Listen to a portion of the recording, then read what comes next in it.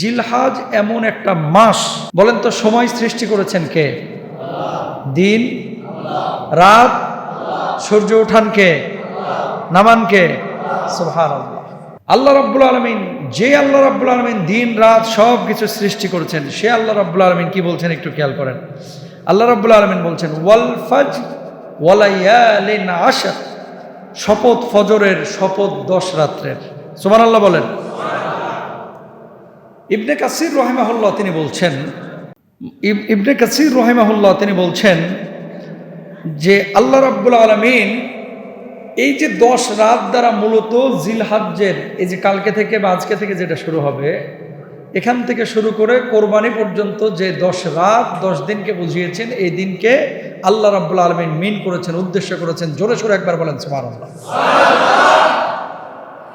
যেই 10 দিনের শপথ আমার আল্লাহ করেছেন, এটার গুরুত্ব আছে না নাই?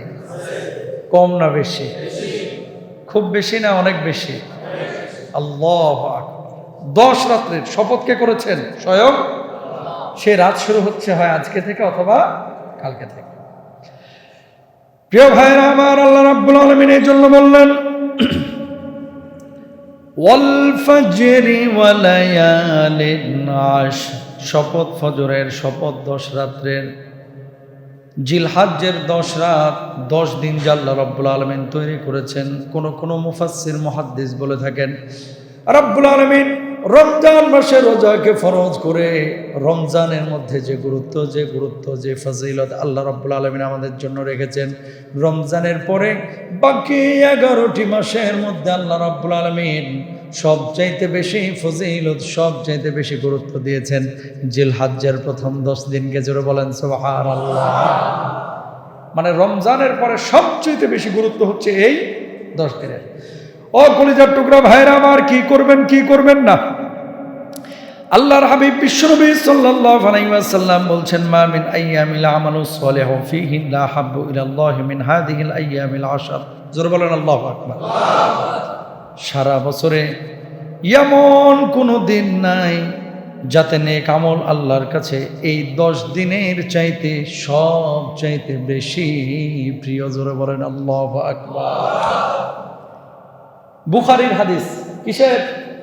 বুখারীর বিশুদ্ধ হাদিস, যে সারা বছর আপনি যত নামাজ রোজা করেন, যত ইবাদত বন্দেগী করেন, সবচাইতে আল্লাহর কাছে প্রিয় হচ্ছে রমজানের পরে এই যে 10 দিন, যেখানে হজ্জের মৌসুমে হাজী সাহেবরা হজ করছে। আপনি বাড়িতে থেকেও তারা পাবে আরাফাতের ময়দানে সওয়াব, আর আপনি পাবেন ঘরে বসে বসে সওয়াব। জোরে বলেন সুবহানাল্লাহ। তাহলে সুযোগ, অপরচুনিটি যখন আসে, হুজুর ফোনের বড় অফার আসছে, কত? কয় 30,000 টাকার ফোন 3,000 টাকায়। কয় কালকে কাজ বন্ধ, গার্মেন্টসে যাবো না, দরকার হয় আগে ফোনটা লয়ে আসে। অফার পাইলে গরুর গোশত 800 টাকা কেজি। হুজুর ঈদের জন্য এখন গরুর গোশতের অফার চলছে, মোটা মোটা শার্ট মাত্র 300 টাকা কেজি। হয়তো আবার নামাজ ছেড়ে অনেকে দৌড় দেবে না, এরকম হয় কি হয় না? অফারের কারণে আল্লাহ রাব্বুল আলামিন আপনার আমার জন্য এই অফারের ব্যবস্থা করেছেন। তাহলে কিছু কাজ আছে যে কাজগুলো আপনাকে করতে হবে এই 10 দিনে, আর কিছু কাজ আছে যে কাজগুলো থেকে আপনাকে বিরত থাকতে হবে। ও মুসলমান, ইবাদত বন্দেগী আপনি তো করবেন, কিন্তু সেই ইবাদতটা হতে হবে কোরআনের আইনা অনুযায়ী, হাদিসের আইনা অনুযায়ী। নিজের মন গড়া কোনো ইবাদত আল্লাহ কবুল করবেন না। কি করবেন আর কি করবেন না দেখেন। প্রথমত 1 নম্বরে বেশি বেশি তওবা ইস্তিগফার করবেন। ইয়া আইয়ুহাল্লাযীনা আমানু তুবু ইলাল্লাহি তাওবাতান নাসুহা। আল্লাহু আকবার। 1 নম্বর হচ্ছে এমন তওবা করবেন যেই তওবাটা গুনাহের জন্য আপনি লজ্জিত হয়েছেন, কান্নাকাটি করবেন, আল্লাহর কাছে বলবেন আস্তাগফিরুল্লাহ আস্তাগফিরুল্লাহ আস্তাগফিরুল্লাহ, আল্লাহ আপনি আমারে মাফ করে দেন, আল্লাহ আপনি আমারে ক্ষমা করে দেন। এইভাবে আপনি আল্লাহর কাছে ক্ষমা চাইবেন। 1 নাম্বার। আচ্ছা বলেন তো, নবীজির জীবনে কি কোনো গুনাহ ছিল? কোনো গুনাহ ছিল? আমার নবী ছিলেন নিষ্পাপ, সেই নবীর জীবনে কোনো গুনাহ ছিল না। তারপরেও আমার নবী ওয়াল্লাহি লা আস্তাগফিরুল্লাহ ওয়া আতুবু ইলাইহি আকসার মিন 70 মাররাতান। আমার নবী বলছেন, আল্লাহর নামে হলফ করে বলছি প্রতিদিন আমি নবী 70 বারের বেশি আল্লাহ রাব্বুল আলামিনের কাছে তওবা ইস্তেগফার করে, আমার নবীজির জীবনে কোনো গুনাহ ছিল না, তিনি যদি 70 বার তওবা ইস্তেগফার করতে পারে, যেখানে আপনি আমি গুনার মধ্যে ডুবে আছি, আপনার আমার তওবা ইস্তেগফার করা দরকার 1000 বারের উপরে। কথা বলেন ঠিক কিনা? তওবা করেছেন সর্বশেষ হয়তো বা সবে বরাতে, সবে কদরে অনেকে আছে। এই জন্য 10 দিন বেশি বেশি পড়বো আস্তাগফিরুল্লাহ আস্তাগফিরুল্লাহ আস্তাগফিরুল্লাহ, ইনশাআল্লাহ বলেন। সাইয়্যিদুল ইস্তিগফার অনেকের মুখস্থ আছে, আপনাদের অনেকের কিন্তু মুখস্থ নাই।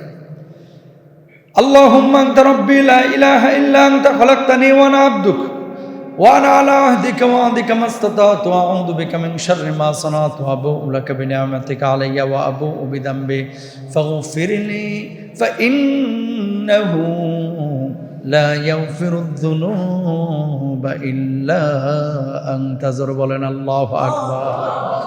এটা হচ্ছে ইস্তিগফারদের সর্দার, লিডার। সকালবেলা কেউ যদি পড়ে, আল্লাহ রাব্বুল আলামিন তার সারা রাতের গুনাহগুলো মাফ করে দেন। সন্ধ্যাবেলায় কেউ যদি পড়ে, আল্লাহ রাব্বুল আলামিন ওই ব্যক্তির সারা দিনের করা সমস্ত গুনাহ খাতাগুলো ধুয়ে মুছে সাফ করে দেন। সুবহানাল্লাহ। আরো আসতে বলেন। তাহলে সাইয়্যিদুল ইস্তিগফারটা একটু মুখস্থ করার চেষ্টা করবেন ইনশাআল্লাহ। বেশি বেশি নফল ইবাদত করবেন। আল্লাহর নবী বলছেন, ফাআকসিরু ফীহিন্না মিনাত তাহলিকি ওয়াত তাকবীর ওয়াত তাহমিদ। তাহলিলি, এই দিনগুলোতে বেশি বেশি তাহলিল করো, তাকবীর পড়ো, তাহমিদ পড়ো, আল্লাহর প্রশংসা করো।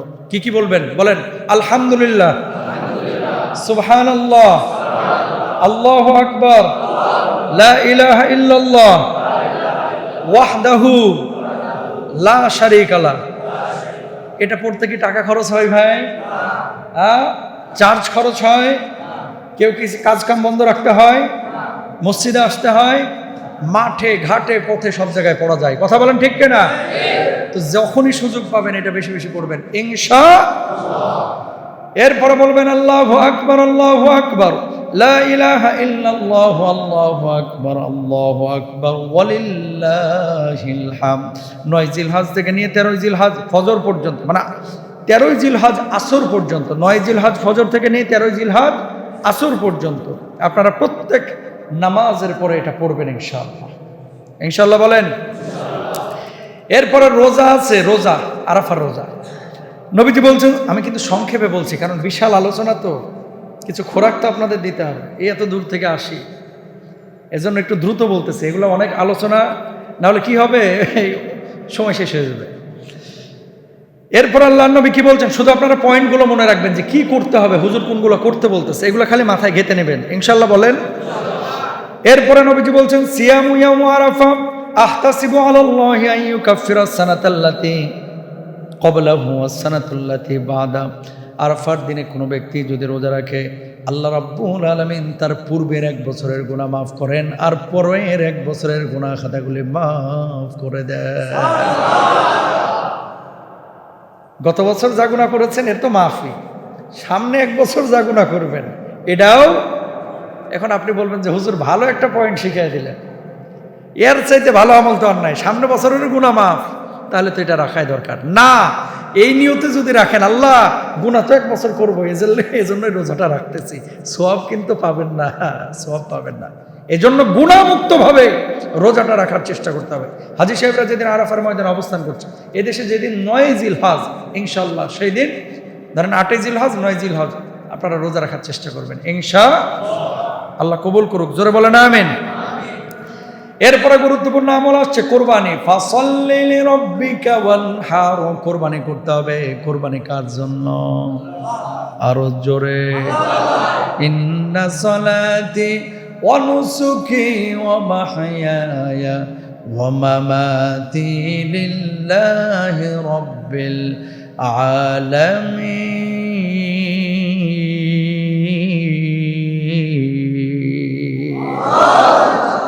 আমার কোরবানি, আমার নামাজ, আমার জীবন, আমার মৃত্যু কার জন্য?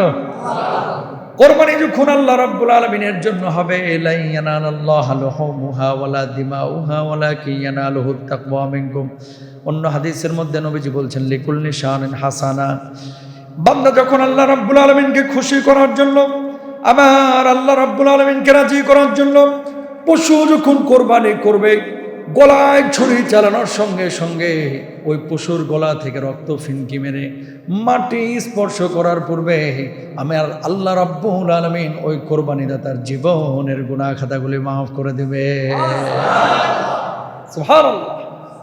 আর প্রত্যেকটা পশমের বদৌলতে আল্লাহ রাব্বুল আলামিন একটা করে সওয়াব দেবে। জোরে বলেন আল্লাহ। কোরবানি করবেন তো ইনশাআল্লাহ? কাদের উপরে?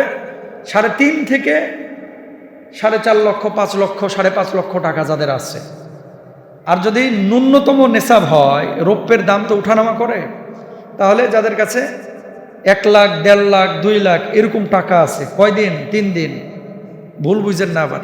স্বর্ণের নেশাবে প্রায় 10 থেকে 11 লাখ, রৌপ্যের নেশাবে 2.5 থেকে 5.5 লাখ, অথবা 3.5 থেকে 5.5 লাখ, অথবা 1.5 থেকে 2 লাখ। এই পরিমাণ টাকা যদি 10 তারিখ, 11 তারিখ, 12 তারিখ এই 3 দিন আপনার কাছে থাকে, অথবা এই পরিমাণ সম্পদ আপনার কাছে থাকে, তাহলে আপনার উপরে কোরবানি আবশ্যক।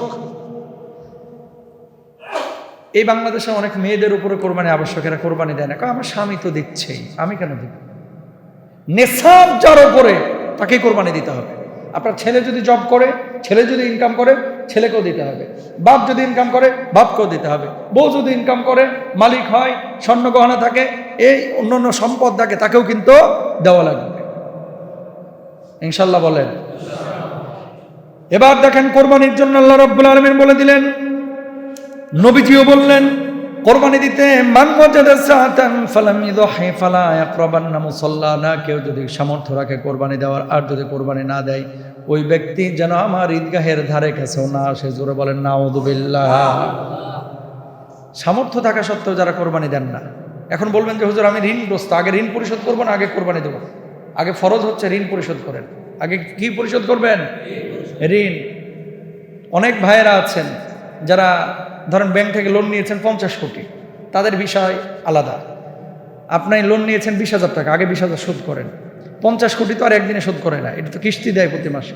কিস্তিটা আলাদা করে বাকি টাকার উপরে তার উপরে কোরবানি ওয়াজিব, তাকে কোরবানি দিতেই হবে। কোন গরু দিবেন? উট দিতে পারবেন, মহিষ দিতে পারবেন, দুম্বা দিতে পারবেন, গরু দিতে পারবেন, ছাগল দিতে পারবেন, একটু হৃষ্টপুষ্ট, দেখতে ভালো সুন্দর। হাট থেকে এমন গরু কিনেন না যেটা নিজেই চলতে পারে না। এখন তো আপনারা গরুর নাম দিতেছেন ডোনাল্ড ট্রাম্প,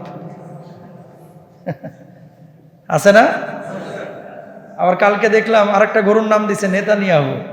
তোরা জিজ্ঞেস করছে এই নাম দেওয়ার কারণ কি? কই যারা দেখে আরে ঢোসায়, তো ওটা তো দুষ্ট। প্লিজ এই ধরনের কোন নাম যদি কোনো গরু ছাগলের করে, ওই গরু ছাগল কিনবেন না। কেন? কোরবানি কি তামাশার বস্তু? কোরবানি কিসের তামাশার বস্তু? এটা হচ্ছে ইসমাইলের চেতনা, ইব্রাহিমের চেতনার বস্তু। কথা বলেন ঠিক না? আর ওপার বাংলায় ওই যে বিজেপি ক্ষমতায় আসার পরে গরু জবাই প্রকাশ্যে নিষিদ্ধ করে দিচ্ছে।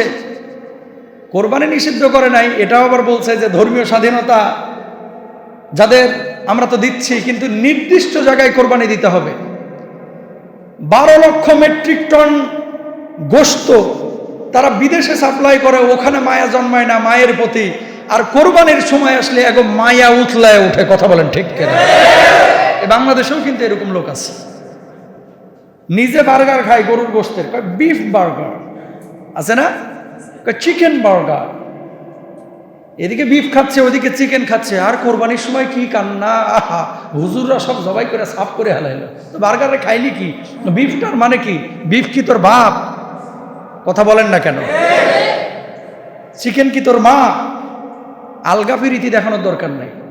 শরিয়া আল্লাহ রাব্বুল আলামিন বুঝে শুনেই কিন্তু দিয়েছে। কথা বলেন ঠিক কেন? সুতরাং যদি কোরআন হাদিসের আয়াত এবং ইবারত উপেক্ষা করে, বিধানকে উপেক্ষা করে কেউ যদি কোরআনকে বলে, কোরবানিকে বলে, হাদিসকে তুচ্ছ-তাচ্ছিল্য করে, দাঁত ভাঙা জবাব দিতে হবে। কথা বলেন ঠিক কেন? এগুলো নিয়ে কোনো বাড়াবাড়ির সুযোগ নাই। কিছু লোক দেখবেন, হুজুর কোরবানি না দিয়ে আমি কি টাকাটা গরিবকে দিলে সওয়াব পাবো না? ওরে বাবারে, কি বড় হাতেম তাই! সারা জীবনে মসজিদে 500 টাকা দেয় না, কোরবানির সময় হুজুর টাকাটা গরিবকে দিলে সওয়াব পাবো না। কি জানেন ইউরোপ আমেরিকায় কি করে? কোরবানি তো নির্দিষ্ট স্থানে দিতে হয়। এটা জায়েজ। মানে এই যে আমরা যে যেখানে সেখানে ঝোতায় ফেলি, এটা কিন্তু আসলে সুন্দর সিস্টেম না। আপনার কোরবানি দেওয়ার পরে ব্লিচিং দিলেন না, রক্ত ফেলায় চলে গেলেন, মানুষ কষ্ট পাইল। মানুষকে কষ্ট দেওয়া এটা নিষিদ্ধ, মুসলমানদের জন্য হারাম। ইউরোপ আমেরিকায় কিছু ছেলেপেলে তৈরি হয়েছে এখন, সেকেন্ড জেনারেশন, থার্ড জেনারেশন, বাপ মা কোরবানি দেয়, দেশে দিয়েছে, ছেলে মেয়েরা এখন কোরবানিকে অস্বীকার করে। মানুষ এভাবে কিভাবে পশু জবাই করে? খবরদার ভাইরা আমার, নিজের ছেলে মেয়েকে বুঝান কোরবানি এটা আল্লাহ প্রদত্ত একটা বিধান। যেই বিধানটা, হ্যাঁ গরু ভালো লাগছে না ছাগল দেন, ছাগল ভালো লাগতেছে না ভেড়া দেন, কিন্তু খবরদার এটাকে অস্বীকার করার কোনো সুযোগ। এরপরে আসেন কি করতে হবে। ইদা দাখালাতিল আশরু ওয়া আরাদা আহাদুকুম আন ইউদাহিয়া ফালা ইয়ামাসসা মিন শারিহি ওয়া বাশারিহি শাইআ। যখন জিলহজ্জের 10 দিন শুরু হয়ে যাবে, তোমাদের কেউ কোরবানি করতে চাইবে, তখন সে যেন তার চুল আর নখ না কাটে। সুবহানাল্লাহ। এই 10 দিন চুল নখ কিচ্ছু কাটতে পারবেন না। মুছ বাইয়াকের মুখ ঢেকে যাক, তাও কাটতে পারবেন না। 10 দিনে কি মুছ এত বড় হয়নি? না, লজ্জা লাগে কিছু মানুষ, তারপরে এগুলো কাটে, উচিত না। আপনি যদি এগুলো রেখে দেন, কোরবানি করলে যেমন সব। আর কোনো ব্যক্তি যদি কোরবানি নাও করে, কোরবানির দিন মানে ওই যে ঈদের নামাজ পড়ে এসে কোরবানি যখন হয়ে গেল চারিদিকে, এরপরে যদি কাটে, আল্লাহর নবী বলছে ও কোরবানি না করলেও ওই যে নখ আর চুল এভাবে রেখে পরবর্তী দিন ওই যে ঈদের দিন যে কাটছে অথবা কোরবানির দিনগুলোতে কাটছে, আল্লাহ তাআলা তার আমল নামাতেও পূর্ণাঙ্গ একটা কোরবানির সওয়াব দিয়ে দেবেন। করবেন তো ইনশাআল্লাহ। এরপরে ঈদের নামাজ আদায় করতে হবে। হজ্জের ব্যাপারে যারা হজ করতে গিয়েছে তাদের জন্য দোয়া করতে হবে, গুনাহ থেকে বিদআত থেকে বেঁচে থাকার চেষ্টা করতে হবে। আর কোরবানিটা দিতে হবে একমাত্র আল্লাহ রাব্বুল আলামিনের জন্য। লা ইয়ানালাল্লাহু লুহুমুহা ওয়ালা দিমাউহা ওয়ালাকিন ইয়ানালুহুত তাকওয়া মিনকুম। জোরে বলেন আল্লাহু আকবার। আল্লাহর কাছে গোশত পৌঁছাবে না, হাড্ডি পৌঁছাবে না, রক্ত পৌঁছাবে না, পৌঁছাবে শুধু আপনার হৃদয়ের অবস্থা, তাকওয়াটা। জোরে বলেন সুবহানাল্লাহ। কোন কোন জিনিস থেকে বেঁচে থাকবেন? ফালা তাদলিমু ফিহিন্না আনফুসাকুম। 4টা মাস আছে সম্মানিত, এর মধ্যে জিলহজ একটা। কাফের বেঈমানরাও এই মাসগুলোতে মারামারি দাঙ্গা করতো না। সুতরাং জিলহজ শুরু হচ্ছে আল্লাহর কাছে সম্মানিত মাস। এ মাসে কেউ কাউকে ঠগাবো না, অন্য মাসেও ঠগাবো না, এ মাসে বিশেষ করে কেউ কারোর সাথে ঝগড়া বিবাদ করব না, মারামারি করব না, তাকাব্বুরি করব না, ফিতনা ফাসাদ করব না, ইনশাআল্লাহ বলেন। মিথ্যা বলবো না, গীবত করব না, পরনিন্দা করব না, সুদ খাবো না, হারাম দেখবো না, জেনা অশ্লীলতা করব না, মানুষের হক নষ্ট করব না, ইনশাআল্লাহ বলেন। চুল নখ কাটবো না, শরীরের পশম কাটবো না। একটু আগেই বলেছি ফরজ এবং ওয়াজিব আমলগুলো অবহেলা করব না। ওয়ামা তাকাররাবা ইলাইয়া আবদি বিশাইইন আহাব্বা ইলাইয়া মিম্মা উফতারাজতু আলাইহি। আমার বান্দা ফরজ ইবাদতের চেয়ে অধিক প্রিয় কোনো আমলের মাধ্যমে আমার নৈকট্য লাভ করতে পারে না। আর আমরা যে কোরবানি করব, আমরা যে নামাজ পড়ব, কোনো একটা গরু, কোনো একটা ছাগল কেনার পরে হৃদয়ের মধ্যে যদি এটা মনে আসে, যদি এটা চলে আসে, আমার গরুটা ভালো হয়েছে, মানুষ আমাকে বাবা দেয়, চৌধুরী সাহেব একটা বড় গরু কিনছে, গরু কিনে তিনি জিতেছেন, বড় ছাগল কিনে জিতেছেন, এরকম লোক দেখানোর মানসিকতা যদি থাকে, আল্লাহর নামে হলফ করে বলা যায় আপনার কোরবানি হবে না। এটা আমার কথা না, আমার আল্লাহ রাব্বুল আলামিনের কথা। জোরে বলেন নাউযুবিল্লাহ। কোন লৌকিকতা, রিয়া অন্তরে জায়গা দেওয়া যাবে না। ফাওয়াইলুল লিল মুসাল্লিন আল্লাযীনা হুম ইউরাউন।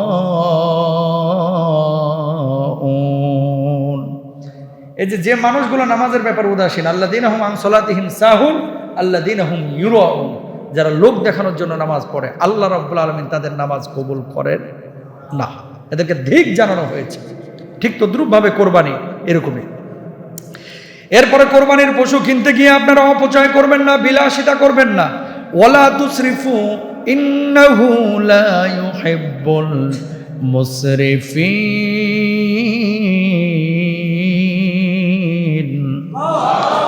অপচয় করো না, নিশ্চয় আল্লাহ অপচয়কারীকে পছন্দ করেন না।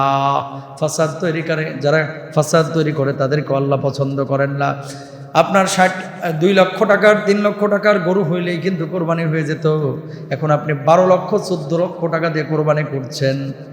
যদি এরকম নিয়ত হয় যে মানুষ বড় গরু দেখলে চোখের প্রশান্তি হবে, মানুষ বাহবা দেবে, ওই কোরবানি করার দরকার নাই। ওর চাইতে 20,000 টাকা দামের একটা ছোট ছাগল কোরবানি করা উত্তম। সুবহানাল্লাহ বলেন। নবীজি বলেছেন উত্তম পশু কিনতে। এর মানে এই কথা বলেন নাই যে আপনাকে 30 লাখ টাকার গরু কিনতে হবে, 30 লাখ টাকার গরু কিনতে হবে, এটা জরুরি না, বুঝছেন? এজন্য আল্লাহ আপনার হৃদয়ের অবস্থাটা দেখবে। অপচয়, গরু কেনার পরে এমন একটা মালা কিনছেন যে মালার দাম 1,500 টাকা, আছে না নাই? এমন একটা কি বলে ছুরি কিনছেন যে ছুরিটার দাম মনে করেন 10,000 টাকা, 8,000 টাকা, 7,000 টাকা, 5,000 টাকা, অথচ 3,000 টাকা এটা হয়ে যেত। বউ বাচ্চা নিয়ে মার্কেট করতে গিয়েছেন, যাওয়ার পরে আপনি 33,000 টাকার একটা শাড়ি কিনলেন, 50,000 টাকার একটা শাড়ি কিনলেন, 20,000 টাকা দিয়ে হইতো। এগুলো অপচয়। ওয়ালা তুসরিফু, মনে রাখবেন, ওয়ান মালিহি মিন আইনা ইকতাসাবা ওয়া ফিমা আনফাকা, কোন পথে উপার্জন করেছেন, কোন পথে খরচ করেছেন, জবাব কোথায় দিতে হবে? আল্লাহর কাছে। এটা কিন্তু হিসাব রাখতে হবে।